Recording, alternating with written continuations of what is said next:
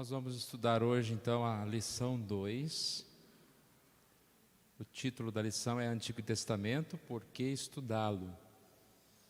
A revista é a Bíblia que Jesus usava. Isso mesmo? Está na capa aí? A Bíblia que Jesus usava? Às vezes eu confundo com a Bíblia que Jesus lia.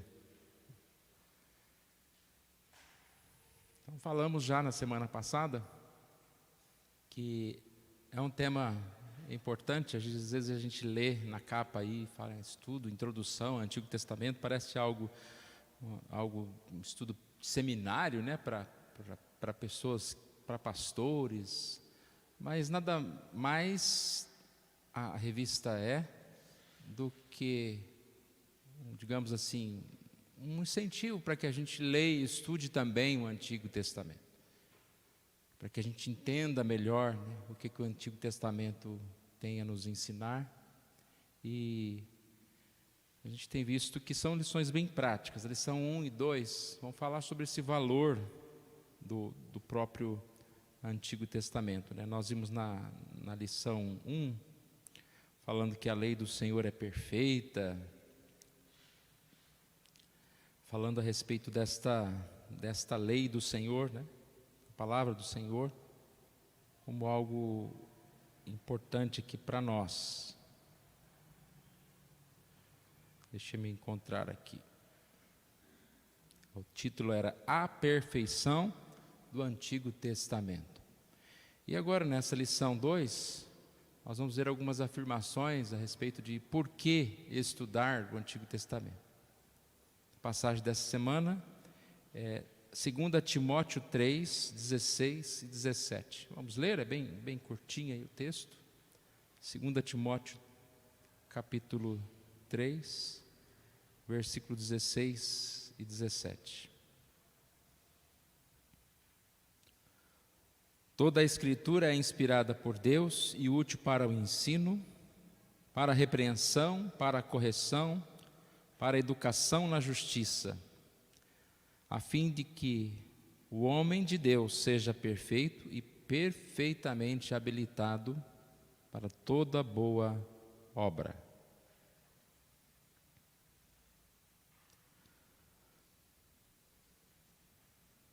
Um fator comum que apareceu tanto na lição anterior como nessa é essa classificação de Antigo Testamento como a Bíblia, como a citação de textos como o Salmo 19, a lei do Senhor é perfeita, e agora aqui nós lemos em 2 Timóteo 3, toda a Escritura, levantando a questão de que a Bíblia que Jesus usava era o Antigo Testamento. A Bíblia naquela época era basicamente o Antigo Testamento. E como nós falamos na semana passada, nós não vamos aqui discutir essa questão tanto, né? Porque embora a ênfase seja no Antigo Testamento, nós sabemos que toda a Bíblia é a palavra de Deus, é perfeita, é inspirada, né? O que o autor só tenta levantar é que algumas vezes quando a citação aqui está em toda a Escritura, as Sagradas Letras, ele enfatiza que está se falando mais sobre o Antigo Testamento, que é a Bíblia que eles tinham na época.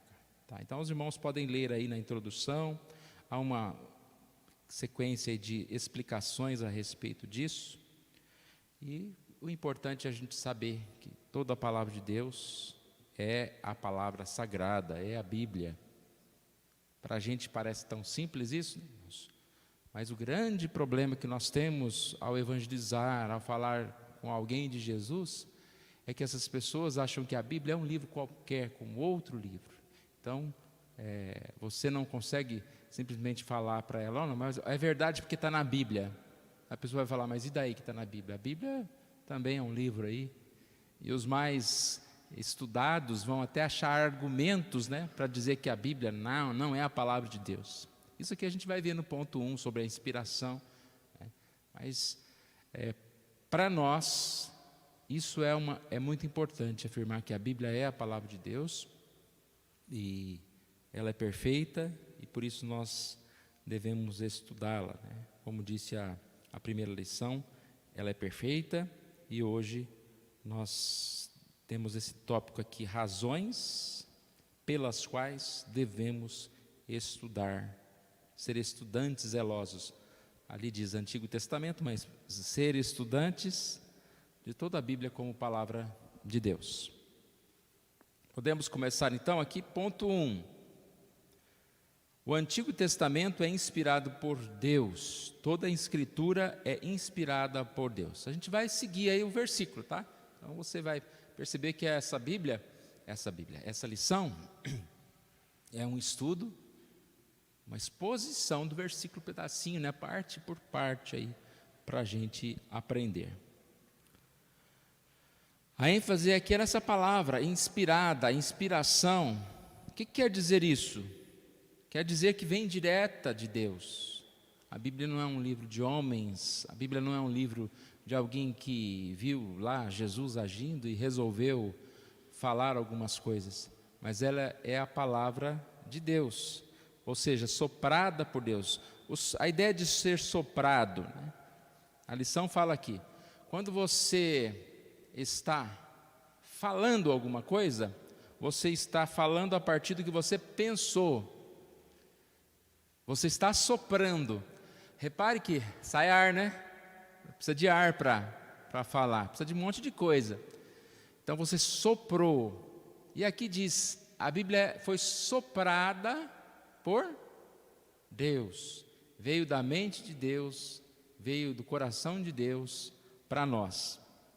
E aí a gente lembra de uma aula que todas as vezes que nós estudamos lá na classe de novos membros ou a classe de catecúmenos, nós temos como uma aula muito importante que fala da Bíblia e fala revelação, inspiração e iluminação. Então as 3 palavrinhas aqui. Revelação.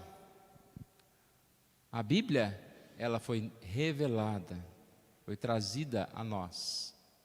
Quando a gente fala da Bíblia, é o próprio Deus. Deus se revelou. Uma frase que a gente usava muito antigamente, não dá para usar mais, né? Quando você revelava uma foto, né? Tinha lá aquele negativo, você revelava e colocava à mostra aquilo que estava ali, de certa forma, escondido. Como Deus foi gracioso conosco. Nós podemos contemplar. Agora há pouco a gente leu aquele texto de Apocalipse, contando a respeito de algo tão importante que acontecerá no futuro. Estaremos com Deus. Ali fala que a nova Jerusalém está pronta, ataviada, né? Nós podemos estar unidos, a igreja noiva de Cristo estar unido aos céus. Então a palavra de Deus foi revelada para nós. Como essa palavra foi revelada? A partir da inspiração, que é o tema desse ponto. Inspiração. Aqui nós temos 2 definições, eu vou colocar para os irmãos aqui na tela.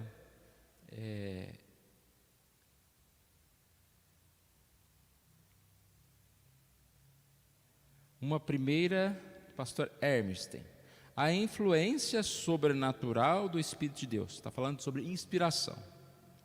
A influência sobrenatural do Espírito de Deus sobre homens separados por Ele mesmo, a fim de registrarem de modo inerrante e suficiente toda a vontade de Deus, constituindo este registro uma única fonte e norma de todo o conhecimento cristão.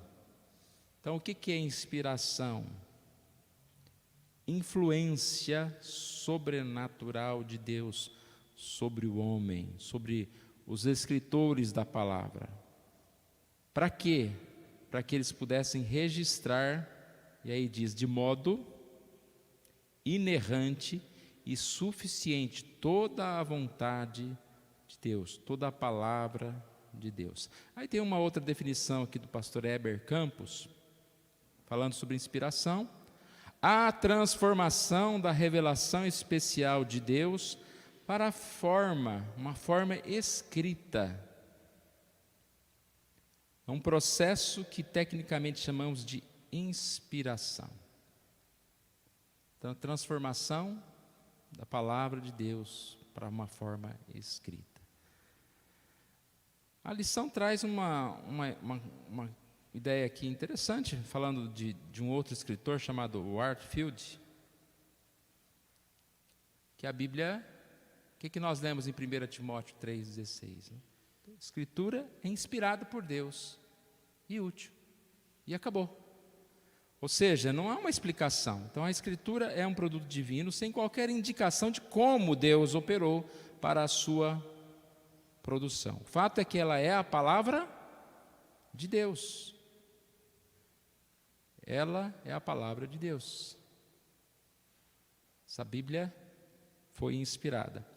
Então, falando um pouquinho sobre esse tópico aí, inspiração, como nós lemos há pouco, uma ação de Deus sobrenatural sobre pessoas específicas, alguns desses. Repare que é sempre bom lembrar que essas pessoas, não é tudo que elas falavam o tempo todo vinha de Deus. Naquele momento eles foram usados para escrever, e o que eles escreveram se tornou a palavra de Deus. A gente pode pensar em inspiração, às vezes você fala: não, hoje eu estava inspirado.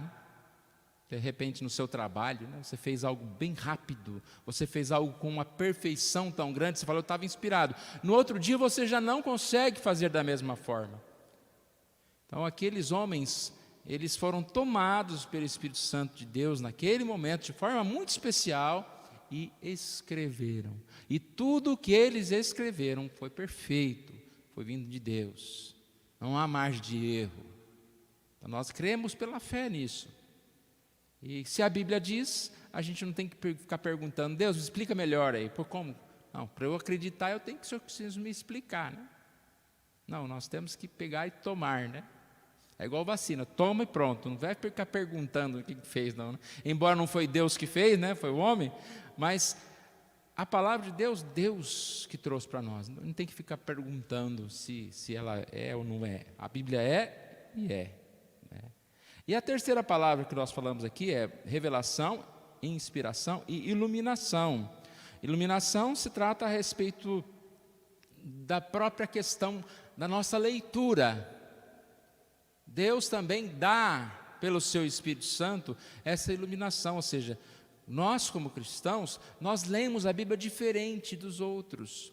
O que é diferente? Porque para nós ela tem sentido espiritual. Para nós, ela representa a vossa palavra de Deus. Então, quem não é cristão, vai ler a Bíblia lá, ele pode ser um teólogo, ele pode falar da Bíblia, né? Cito às vezes o Leandro Carnal, né? Um homem que se declara ateu, e fala da Bíblia o tempo todo, e dá exemplos bíblicos, e fala que a criação dele lá no mosteiro católico foi muito importante para a base dele e tal, mas não crê na Bíblia. Então não é iluminado pelo Espírito Santo, não entende aquilo com a voz de Deus, como a palavra de Deus. E muitos leem a Bíblia e, ao invés de ser tomados de Deus, são tomados por outras coisas, né? A gente vê que muitos terroristas têm uma palavra lá, né? Acham que estão em nome de Deus fazendo aquelas maldades. A lição diz aqui então: palavra de Deus. Usamos muito essa expressão, mas o fazemos de uma maneira tão banal que acabamos por diminuir o seu significado. Diminuímos o significado. O que ele quer dizer é que às vezes você fala uma coisa muito, né? E você acaba perdendo o quanto aquilo tem significado. Por isso que quantas vezes você vê, chegando lá numa aldeia, uma tradução da Bíblia, aquelas pessoas sedentas, acho que todo mundo já viu um vídeo desse, né? As pessoas pegando a Bíblia e felizes, né? Porque estão com a palavra de Deus ali, eles estão novos, para eles aquilo lá tem um significado muito forte. É como se a gente repetisse tanto, né? Se eu começar a cumprimentar os irmãos: a paz do Senhor, irmão, a paz do Senhor. não estou dizendo que não pode falar isso, mas às vezes você fala isso, o que você está falando? Que a graça esteja com você. É igual a tal da misericórdia, né? Tinha uma irmã que eu conheci, lá em Goiás, que tudo para ela era misericórdia, né? Então ela queimou o feijão, misericórdia, e bateu o pé lá no cantinho da mesa, misericórdia. Melhor do que falar palavrão também, né? Mas o termo não era próprio, né? Você simplesmente misericórdia o tempo todo para tudo, o que significa? Qual é o sentido, né, espiritual daquilo que você está falando? Né? Então é isso que acontece. E aqui a gente percebe que a expressão, então, palavra de Deus, que ela é uma palavra viva, que ela não é uma letra morta, que ela é inspirada, revelação de Deus, e nós podemos, pela iluminação do Espírito Santo de Deus, ler, entender e ver Deus falando conosco. Então, aí é uma razão muito importante. Por que ler a Bíblia? Por que estudar a Bíblia? Por que estudar o Antigo Testamento? Porque ela é a palavra de Deus. A questão do cânon, né, essa palavra cânon, acontece o seguinte, que quando a Bíblia foi escrita, nós sabemos que a Bíblia é uma coleção de livros, né, são 66 livros, e ela se tornou esse chamado cânon das Escrituras. A palavra cânon significa vara de medir, está relacionada à questão dos livros que realmente fazem parte da Bíblia. E aí, eu falei quarta-feira sobre isso, por exemplo, que 2 Pedro demorou para se entrar nesse tal desse cânon, e muitas pessoas que querem combater a Bíblia, eles usam como argumento, dizendo que, mas como que vai aceitar que essas pessoas acertaram na hora de escolher esses livros? Então eu quero gastar só um minutinho aqui antes da gente entrar no ponto 2, falando novamente sobre isso. O que aconteceu? Cerca de 300 anos houve um debate e análise desses livros, né, para se fechar esse cânon. E aí eu vou ler aqui uma explicação de Sproul. Na época, a igreja não estava criando o cânon, mas simplesmente reconhecendo o que era o cânon, recebendo certos livros como autoritativos do Novo Testamento. Então ele fala que não devemos confundir, que chegou um dia lá e vamos pegar todos os livros que existem aí no planeta e vamos ver qual livro que faz parte da Bíblia e qual que não faz. Não, a ideia aqui não é essa. A ideia é que já existiam esses livros, a Bíblia foi escrita, esses livros foram sendo guardados, separados, foram usados pelos irmãos, pela igreja, já existiam esses livros. E, principalmente os livros do Novo Testamento, até citei na quarta-feira, as pessoas não questionavam se os evangelhos deveriam estar na Bíblia. Ora, se são palavras de Jesus, como que não vai estar na Bíblia, né? Então, são escritos de Jesus, são escritos dos apóstolos, e essa é uma outra evidência do que era livro bíblico ou não, são os autores inspirados. E quem são esses autores? Os apóstolos, aqueles homens antigos, né, como Moisés e os profetas maiores, menores, foram pessoas que foram usadas por isso. E aí Sproul explica muito bem que o que estava acontecendo naquela época não era escolher quais livros entrariam, quais livros que entrariam, porque os livros já estavam, de certa forma, ali feitos. O que estava acontecendo era impedir outros livros de entrarem. E eu vou ler aqui, fica mais fácil. Em outras palavras, a igreja estava consentindo com uma lista de livros cuja autoridade era reconhecida, ou seja, já existia esse cânon, de certa forma. O debate atual não trata tanto da questão sobre se aqueles livros eram excluídos, se aqueles livros excluídos deveriam ter sido incluídos, mas se alguns dos livros incluídos no final deveriam ter sido excluídos. Em virtude do falso e herético cânon de Marcion ter se espalhado pela igreja, e aí foi necessário um esforço redobrado para verificar com exatidão quais livros tinham autoridade apostólica. Era mais uma questão de tirar alguns livros que estavam tentando entrar na Bíblia. Isso aconteceu, né? A gente sabe que existem Bíblias com outros livros, mas isso faz parte desse cânon, irmãos. Tudo isso Deus abençoou esses irmãos, né? E eu espero que tenha dá para entender só um pouquinho, né?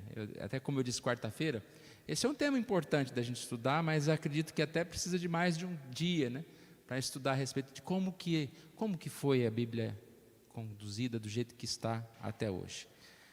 Mas nós cremos, irmãos, que Deus está por cima de tudo, né? Então Ele não permitiria existir a palavra de Deus. Deus usou tantas pessoas. É igual a questão da Bíblia traduzida, né? A Bíblia que nós temos hoje, foi traduzida. Deus abençoou pessoas para que pudesse fazer uma tradução mais próxima possível daquilo que é o original, e assim nós estamos aí. Então, primeiro ponto, o Antigo Testamento é inspirado por Deus. 1 Timóteo 3,16, toda a Escritura é inspirada por Deus. Alguém quer nos ajudar? À medida que os irmãos quiserem falar, tem um microfone aqui, e depois vocês podem... Está aí o microfone também, né? Está aqui. O Obed pode passar o microfone para alguém, se puder nos ajudar. É bom que não fica a minha voz apenas aqui uma hora, né, irmãos? É bom sempre termos participações.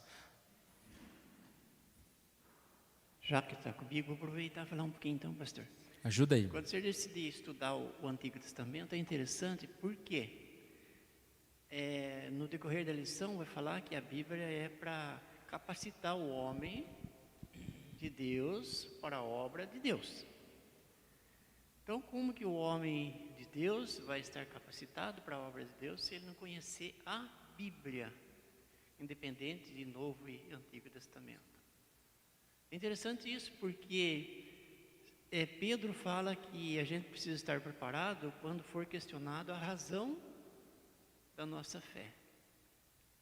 Eu comento com as pessoas com quem mais eu convivo a respeito disso. É interessante que às vezes as pessoas pegam um texto, tanto do Velho quanto do Novo Testamento, do Antigo quanto do Novo, um texto que não traz benefício nenhum para a fé. Ou seja, pega alguma coisa histórica, que aquele histórico vai resultar, claro, não está escrito para nada, mas vai resultar em benefício.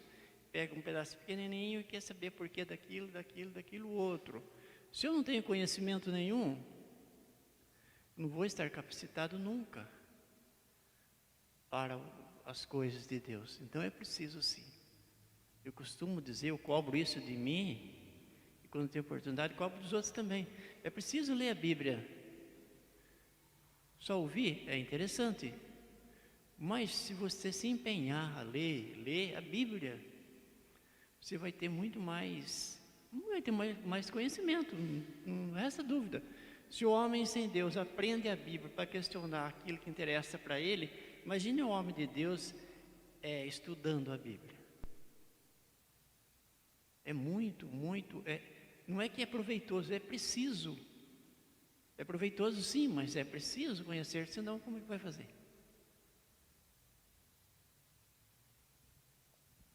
E quanto mais a gente lê, mais a gente entende, né? Isso é um fator. Muitas vezes a gente fala, mas não compreendo. Tudo é difícil, né? A nossa profissão é difícil, qualquer matéria que você pega é difícil, mas à medida que você volta ali todo dia e dá mais uma estudada, você vai percebendo que as coisas vão melhorando, né? As aulas ajudam bastante, né? As pregações ajudam bastante. A gente tem tantas facilidades hoje em dia, né, em relação a bíblias de estudo, que eu até falei delas algumas vezes, né, e comentários bíblicos, etc. Então, isso tudo ajuda, mas principalmente a leitura da Bíblia. Então, ponto 2, é útil. São argumentos a respeito da necessidade de nós lermos a Bíblia, ou seja, razões. Por que nós devemos estudar a Bíblia? Porque ela é a palavra de Deus, é inspirada por Deus. E útil. Então, toda a Escritura é inspirada por Deus e útil. Aí ainda o mesmo versículo. O fator aqui já entrou bastante no que o Obed estava falando. Olha. Muitas pessoas encontram situações nas quais Muitas vezes encontramos situações nas quais as pessoas dizem que gostariam que os pastores, seus pastores pregassem mensagens práticas e não exposição através dos livros da Escritura. Então é uma afirmação complicada, né? A Bíblia, ela é útil, ela explicada por si só é suficiente.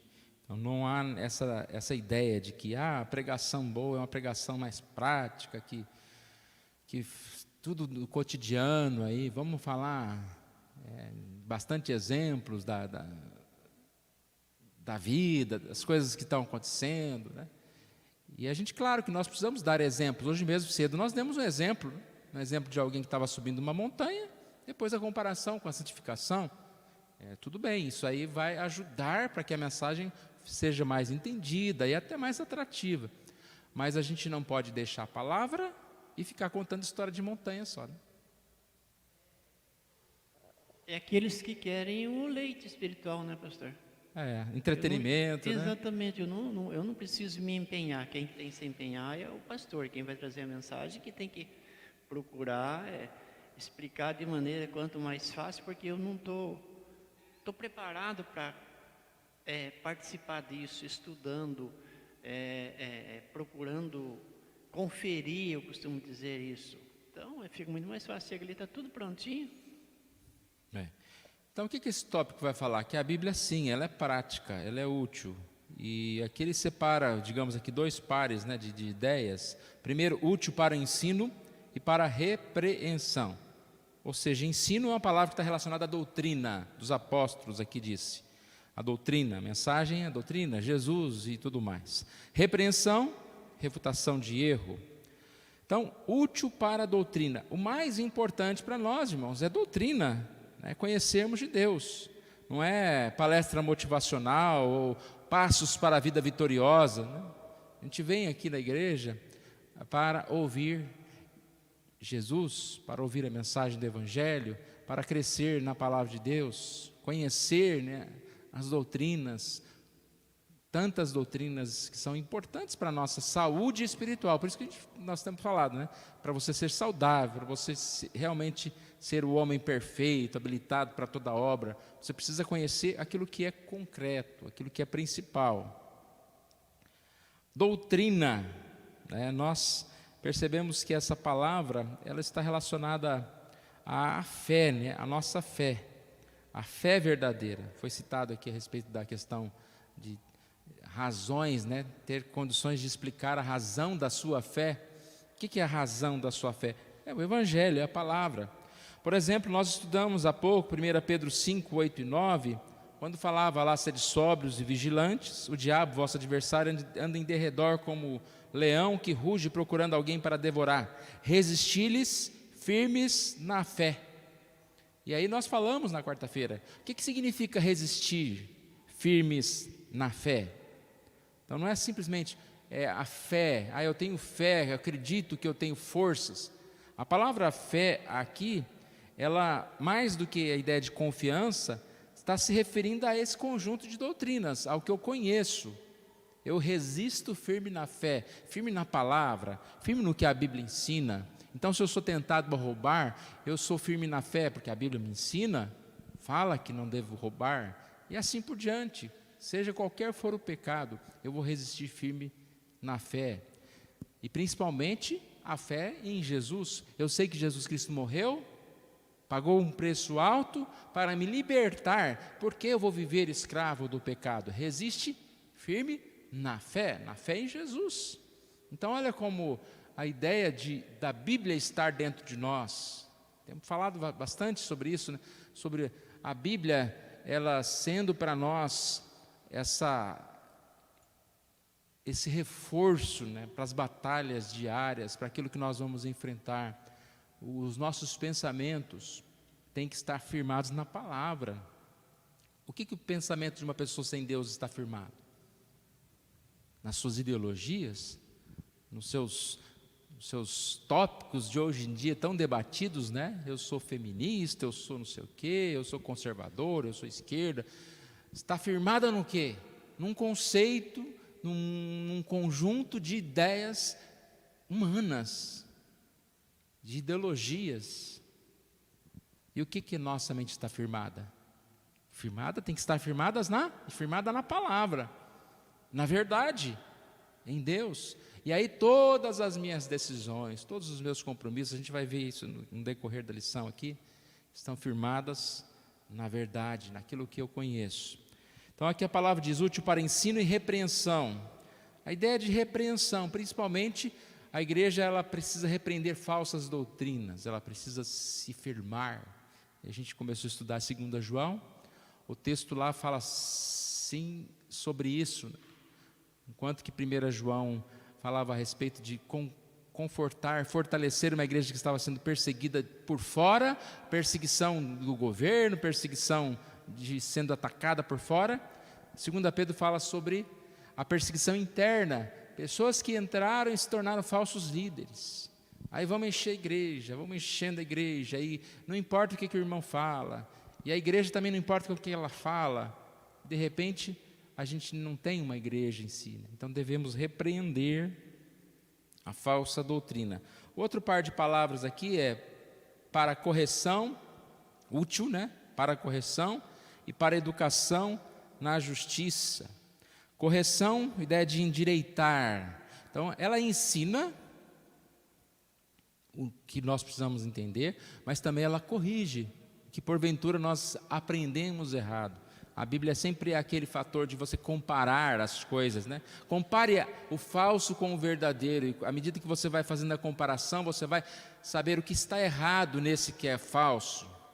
Compare a sua vida como um espelho, com a palavra, e você vai saber o que você precisa consertar, você precisa, assim, melhorar e transformar e mudar, né?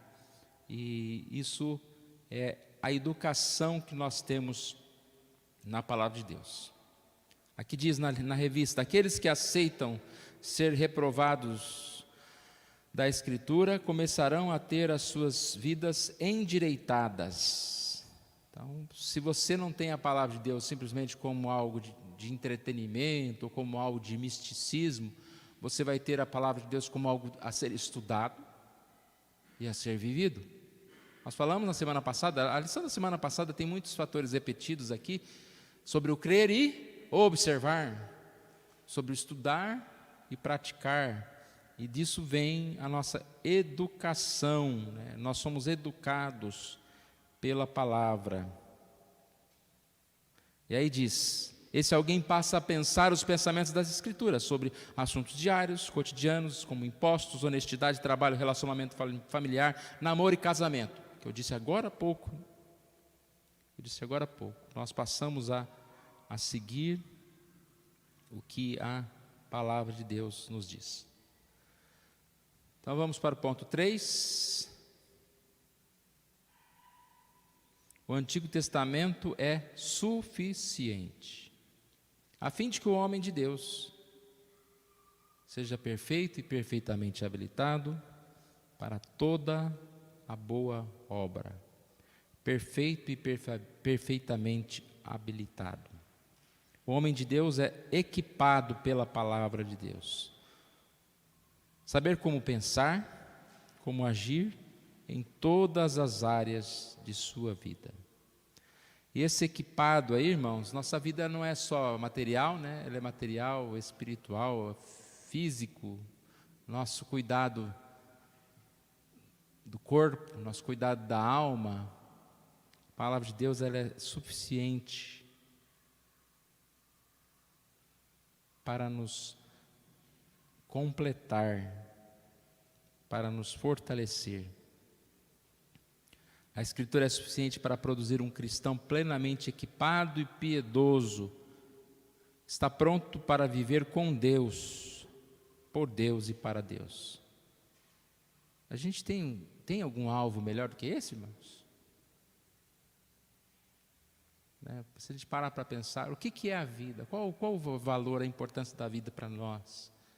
Se não o entender de Deus. À medida em que eu conheço a Deus, à medida que eu conheço que a Bíblia é a palavra de Deus, à medida em que eu sei que a minha vida tem um propósito, nada mais importante para mim do que é ter a vida baseada na palavra, no conhecimento da palavra. Tem uma outra passagem que nós vamos estudar na quarta-feira que vem, que fala bastante, ou da mesma forma que nós estamos dizendo agora, que é 2 Pedro, capítulo 1, verso 3 e 4. Eu vou colocar aqui para os irmãos lerem também. 2 Pedro 1, 3 e 4. Visto como, pelo seu divino poder, nos têm sido doadas todas as coisas que conduzem para a vida, ou a vida e a piedade, pelo conhecimento completo daquele que nos chamou para a sua própria glória e virtude, pelas quais nos têm sido doadas as suas preciosas e muito grandes promessas, para que por elas vos torneis coparticipantes da natureza divina, livrando-vos da corrupção das paixões que há no mundo. Então eu não vou me delongar aqui nesse versículo, nós vamos estudar quarta-feira. Você pode participar aqui, online, ou assistir depois. Mas olha que riqueza esse texto. Eu gosto muito dessa passagem, uma das passagens que todas as vezes que a gente lê, né?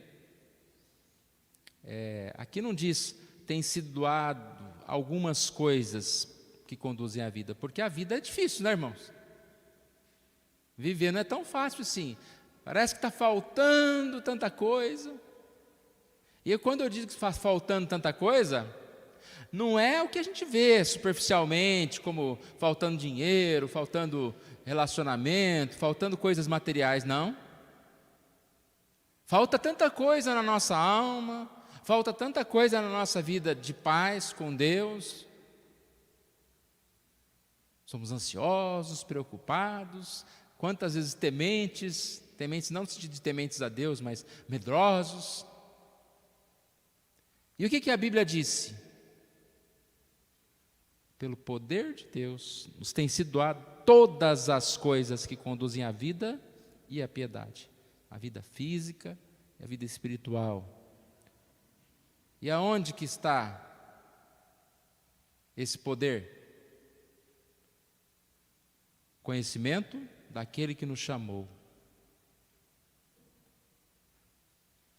Tem sido doado todas as preciosas e muito grandes promessas, para que a gente possa se tornar coparticipante, unidos a Deus e livres do mundo, livres das paixões que há no mundo, que existem no mundo. Então é muito importante a gente entender que a palavra de Deus, qual que é o nosso ponto? É útil.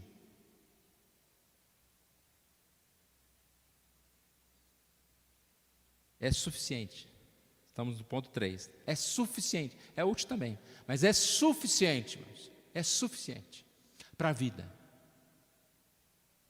Para a gente viver.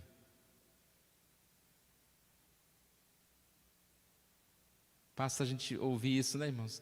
Como a gente tem nas nossas mãos a palavra de Deus, o conselho de Deus, que é suficiente para a nossa vida. Para a gente ter uma vida de paz, para a gente ter uma vida de piedade, para a gente ter uma vida tranquila diante de Deus.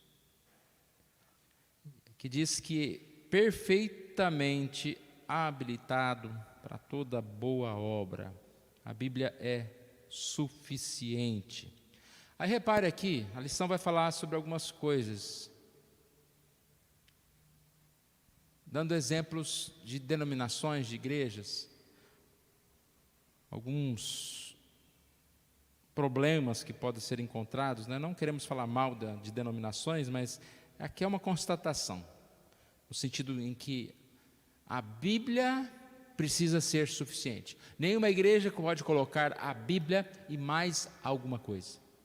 Segue a Bíblia e a ideia do pastor tal lá, segue a Bíblia e a tradição tal. Então, o exemplo aqui do católico foi colocado como que a Bíblia não seria suficiente, ou não é suficiente, porque tem também a tradição que é a interpretação oficial da igreja ao longo da história. Ou seja, os concílios romanos, o Papa ensina ex cátedra, ou seja, de forma oficial, completaram a Escritura como norma de vida para os cristãos. Um exemplo, os livros proféticos. Lembra que nós estávamos falando do cânon? A nossa Bíblia tem 66 livros. A Bíblia católica tem mais alguns livros. Por quê? O que ocasionou, qual é a autoridade para que esses livros tivessem entrado? A autoridade, segundo eles, vem da própria igreja. Os líderes têm, digamos assim, autoridade. Eles acreditam que tem autoridade divina para alterar, acrescentar, como acrescentaram esses livros. E não só livros, mas aí a gente sabe de algumas tradições e algumas coisas que são colocadas par a par com a Bíblia. Quando você coloca alguma coisa junto, você está dizendo que aquilo não é suficiente. É esse o fator. Aí vamos para os crentes, para os, digamos assim, pentecostais e neopentecostais. Eles podem dizer que creem na Bíblia, mas de certa forma, eles também negam a suficiência das Escrituras, quando são apegados às revelações, visões extrabíblicas, sonhos. Ou seja, é a Escritura mais as experiências pessoais. Essas experiências pessoais, elas têm o mesmo fator e poder do que a Bíblia. Tanto que a pessoa diz, Deus falou, Deus revelou, e então é palavra de Deus. Ou seja, estão em pé de igualdade com a Bíblia, visto que eles se consideram guiados pelo Espírito Santo. Teoricamente, se um cristão recebe a palavra de conhecimento do Espírito Santo, essa palavra deve ter o mesmo status e a mesma propriedade que uma mensagem bíblica, ou mensagem da Bíblia, incluindo a inerrância. Então, a Bíblia não é suficiente. Dá para entender a ideia aqui? Aconteceu um caso, certa vez, curioso. Não vou citar a denominação, porque realmente eu não sei também, né? Eu só sei do caso, mas é um caso verdadeiro. Tem até alguns vídeos no YouTube sobre isso. Tem uma grande convenção, e nessa convenção se arrecadou muito dinheiro. Era um final de semana. E um pastor que estava pregando, ele olhando para a igreja, ele falou, Deus me revelou que no lugar desse ano, ao invés da gente pegar esse dinheiro e usar para a instituição, nós vamos dividir aqui entre os irmãos. Cada um vai pegar um pouco desse dinheiro aqui, porque Deus está me falando, está me revelando que os irmãos estão precisando mais que a instituição. E aí falou lá. Já pensou? Deus falou? Eu sei que deu uma certa confusão, porque Deus não falou para o outro pastor. Aí ficou aquela história. No fundo, não acabaram dividindo nada o dinheiro. E uma série de confusões lá. Não vamos ficar aqui falando as tretas gospel, né? Tem até existe isso hoje em dia, que tristeza. Mas um exemplo para dizer que se a palavra de Deus fosse suficiente, não haveria certos equívocos. Ou seja, essa palavra era apenas a palavra de um líder, não seria a palavra de Deus, correto? Mas, irmãos, não significa que a gente está de fora, né? A lição é que faltou falar de nós, né, também. Porque a palavra de Deus é suficiente para nós? Talvez, muitas vezes, em teoria. Vocês já ouviram falar do ateu prático, né? Que na teoria, crê em Deus, crê em toda a palavra, segue toda a palavra. Mas na prática, por que é chamado de ateu prático? Porque não pratica aquilo que diz que é verdade. Então, na teoria, conhece a Bíblia e segue a Bíblia. Na prática, não vive aquilo. Ou seja, aquele que tem os meus mandamentos e os guarda, esse é o que me ama. Se a gente diz que tem os mandamentos e não os guardas, não guardamos, nós podemos dizer que a Bíblia não está sendo suficiente para nós. É a Bíblia, mas eu preciso viver o meu pecado, eu preciso viver do meu jeito. Se a Bíblia é suficiente, irmãos, a gente tinha que se curvar perante Deus aí, dia a dia, e tentar mesmo lutar para seguir a Bíblia, e não fazer o que a gente quer, o que a gente pensa. Aí entra no tema, né? A porta continua estreita, o caminho é apertado. Nós precisamos seguir o que a Bíblia diz. E vocês viram que curioso, nas duas passagens que nós lemos hoje cedo, ela surgiu de uma pergunta. Qual que era a pergunta? Senhor, muitos entrarão no reino dos céus? E na segunda vez não tem uma pergunta, mas Jesus diz isso, né? Porta estreita, aí entre parênteses está, apertado é o caminho. Não, espaçoso é o caminho que conduz à perdição, e são muitos os que entram por ele. E depois diz estreito é o caminho, a porta, o caminho que conduz à vida. São poucos os que entram. É tão difícil pensar nisso, irmãos, e não somos nós que vamos definir o tamanho dos céus. Lá no Apocalipse fala grande multidão, né? Não é que são poucos, pouquíssimos, mas quando a gente às vezes pensa na vida, a gente pensa assim, não como poucos, a gente pensa como muitos que entrarão, ou seja, não, mas o fulaninho lá viveu em pecado todos, e basta ver velório. Você já viu alguém num velório falar, infelizmente o irmão pecou e viveu distante de Deus e agora ele está no inferno, né? Não tem velório assim. Pode ser o velório do maior criminoso, maior seja quem for. Irmão, que bom que está com Deus agora. Está com Deus agora? A gente até questionou, né? Estava acontecendo, como acontece tantas mortes nesse tal de Covid aí, a gente questionou essa questão, não querendo menosprezar a vida de ninguém, porque nós não sabemos como essa pessoa era com Deus, se ela se arrependeu, se ela se converteu, mas nós sabemos que esse convertido de última hora é exceção, não é regra. Ou seja, tem que tomar cuidado mesmo, senão a Bíblia não falava, a Bíblia falava, viva de qualquer jeito, só na hora de entrar na porta, toma um cuidadinho, né? Não, temos que viver com cuidado durante toda a nossa vida. E aí entra o nosso tópico, a Bíblia é suficiente, mas vamos tomar cuidado, vamos viver essa palavra de Deus. Não basta, eu ia na igreja lá de vez em quando, né? Ou eu me batizei na igreja online. Vocês acreditam que está existindo isso agora, irmãos?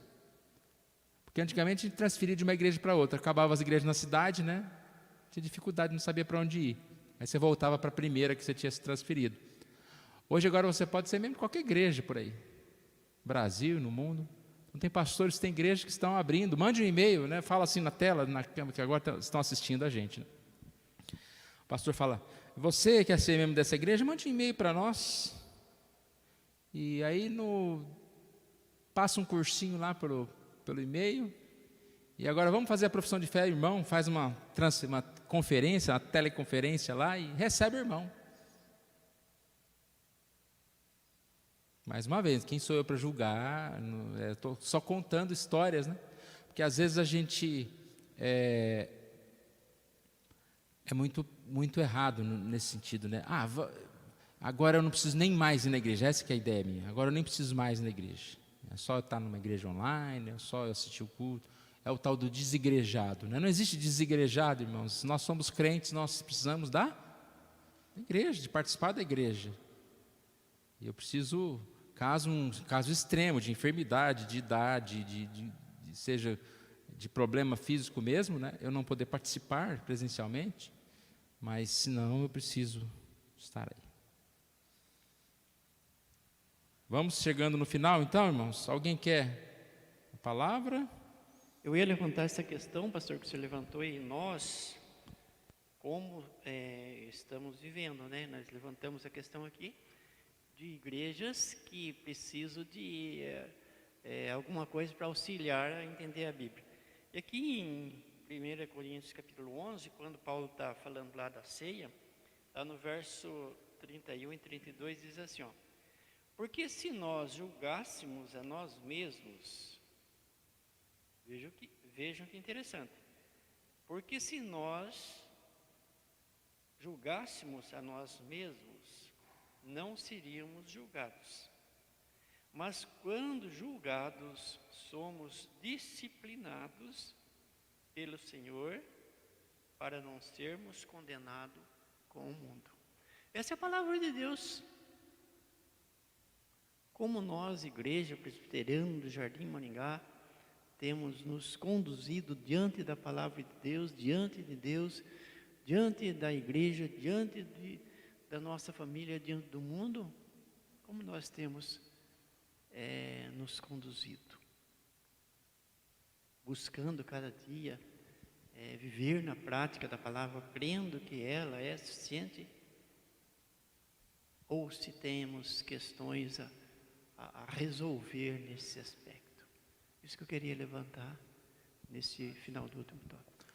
E essas lições dão exatamente essa ideia para nós, né? Quanto mais a gente estuda, mais a gente vê a importância da Bíblia, a utilidade, a perfeição da Bíblia, né? Tudo isso é fator de motivação para nós estudarmos a Bíblia.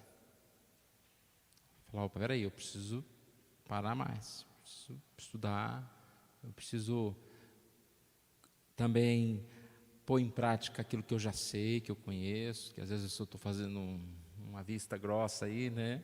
Então isso é realmente como ele está dizendo, é importante para nós. E como diz a conclusão aqui, ó, se a Bíblia é a palavra de Deus, ela é suficiente. Por essa razão, amemos a Escritura, apeguemo-nos a ela da mesma maneira como alguém que está se afogando, se agarra a uma boia. Repare que a importância de algo, ela tem que ser mais do que porque aquilo é algo importante, mas porque aquilo é importante para mim. É a única solução.